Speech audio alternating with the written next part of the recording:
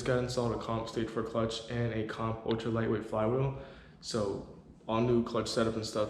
Gotta take off these front tires because the Federals, there's not really any tread left. I have 2 spares right there that I'm gonna be putting on instead. And then also for the rear, I don't know if you guys follow my Instagram or not, but if you follow my Instagram, you know I installed ISR Pro rear upper control arms to adjust the camber so I can get so I can get 0 camber in the rear.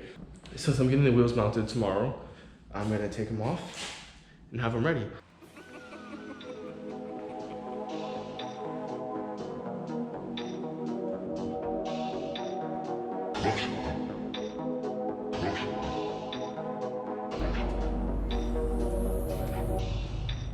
All right, so we got those spare tires put on the wheels. They're back. We're gonna actually race the front of the car.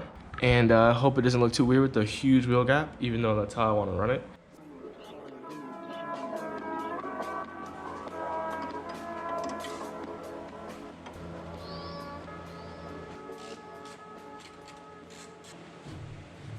So both coilovers were raised and camber settings are maxed for the plates on the top.